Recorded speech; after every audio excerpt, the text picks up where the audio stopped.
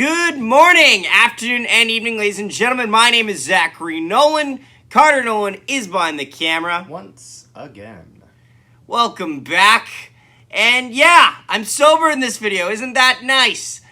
So if you're wondering my thoughts on the first round of the draft, especially concerning the Winnipeg Jets, check out our last video on that. It has our live reactions to the picks and a bit of a discussion about it, although I will be honest, it doesn't go that in-depth. If I was to add anything else to that first round, I would say that Brad Lambert I have a lot of faith in, and Rutger is really growing on me. Honestly, I love this kid. I kind of love this kid now. He's great. But yeah, let's talk about rounds 2 to 7. Now, there is some historical significance here that people may not be aware of. So first off is the next pick of the Winnipeg Jets was the 55th pick in the second round. The pick is actually the pick from the Andrew Kopp trade that was made this trade deadline. It is Elias. Now, I'll probably butcher all of these names, and that's okay. Salomonson. It's a double S, so I could be wrong on that. But yeah, he's 17 years old, 6'1" defender, 22 points in 35 games in his under 20 league. Honestly, with this pick, I'm happy with it. Honestly, picking a guy this early and this young is always something that will usually give you a good return, especially if he's on that high of a radar at such a young age. Usually those pan out into a very good thing, and especially with quite a big defender type player, I think that could definitely work well for the Winnipeg Jets. Also, it'll be interesting to see with hindsight in the next couple years as to whether or not this is a key contributing factor as to say who won the Andrew Kopp trade. I think it could be a very interesting development, that and Brad Lambert obviously being the other pick from the Andrew Kopp trade. Now, let's go now to the third round, the 77th overall pick. Daniil Zilkin, he's from Russia.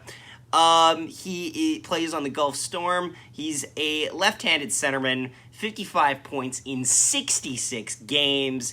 And it was quoted, an elite prospect says he's hard shooting. There are flashes of NHL caliber distributing, identifying teammates, sneaky behind the defender for a chance. Also, this pick is very important in history. Why is it very important in history, Winnipeg Jets fans? This is the pick that we acquired for Patrik Laine. No pressure there! Yeah, for historical reference, I hope this pick really pans out well for the Winnipeg Jets. Obviously, a centerman is something like when you're building an offensive core, you're working from the middle out. I think that's a safe way to do it. When you have someone, a calming presence down the middle, it can make life so much easier. And you see oftentimes what are teams looking for at trade deadlines? Centermen. So if you can work centermans from inside your system, that'll be great. However, being a centerman doesn't mean that you're limited to that role as a centerman. Sometimes centermen play on the wing. We have had Pierre-Luc Dubois play on the wing. We have had Andrew Kopp play on the wing. Andrew Kopp played a lot on the wing. So to say that his role, if he ever makes it to the Winnipeg Jets roster, is defined as only being a centerman is not something that is completely true. He could grow to play possibly left wing or right wing. But I really do hope that he turns out to be a future Winnipeg Jet.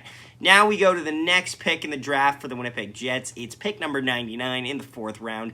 Garrett Brown, an American defender, 18 years old, 6'2". He's a right-handed shot. He had 16 points in 62 games.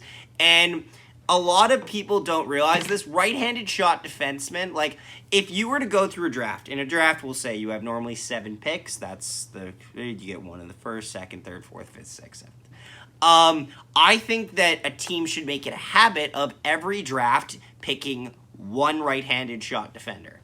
At least one. And why is that? Because right-handed defensemen are such a useful thing to have. Currently, right now, for the Winnipeg Jets, we don't actually have many right-handed shot defensemen. That is why, for example, Nate Schmidt, whenever he plays with Josh Morrissey, he's actually a left-handed shot defender that plays on the right side.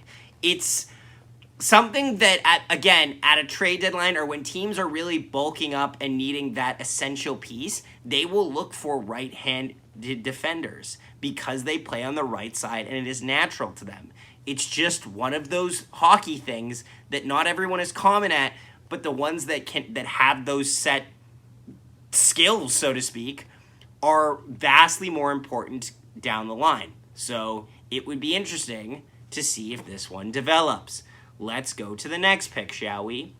This is the only pick that I don't want to say I wasn't sure about, but it was the only pick that I didn't have a lot of information on, I'll say. Fabian Wagner, a Swede, he's 5'11". This was the 175th pick, in the sixth round.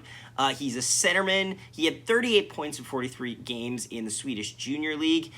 It's an interesting one. Obviously, not the biggest sized centerman, but if the Jets are looking especially for out of country players, most times they're picking speed and skill over a hard hitting game. That's just what the usual thing is. Not saying that he's limited to not being able to throw hits. He probably will. He'll probably be perfectly fine at it. It's just what were the highlights of who he is as a player? It's probably a high-skilled game. And again, I'll be curious to see how this one turns out. 6th-round picks don't have a great return rate, but you never know. And hey, at the very least, maybe he'll play for the Manitoba Moose. You never know. So now let's go to the final pick in the draft. Now, this is one that I actually really like to talk for because we picked a goalie and we picked a Canadian. The only Canadian pick we had in the draft. And we don't do Canadians often, which is kind of annoying as a Canadian that lives in Winnipeg that would like to see a lot of Canadians play on the Jets. Is what it is. Holy crap, this name is a lot. Dominic Divincentis? That's probably very wrong. He was the 207th overall pick, 7th round, obviously, 6'2" goaltender. The only Canadian we picked, as I said. He plays for the North Bay Battalion. Last year, he recorded a 14-8-1 record. And one of the amateur scouting for the Winnipeg Jets actually had a great quote about him. He said, he got better and better as the season went on. He got playoff games off the old goaltender, and it looks like he might be the number one there next year, said Hillier. We had him ranked quite a bit higher, and we're happy we got him here in the 7th round. We feel like there's a really good upside there. I like this. Also, too, I like the fact that we went and actually picked a goalie in this draft, because if I'm being completely honest, the goaltending in this draft, and I'm actually glad that if we were going to pick a goaltender, this is probably the right spot to put him.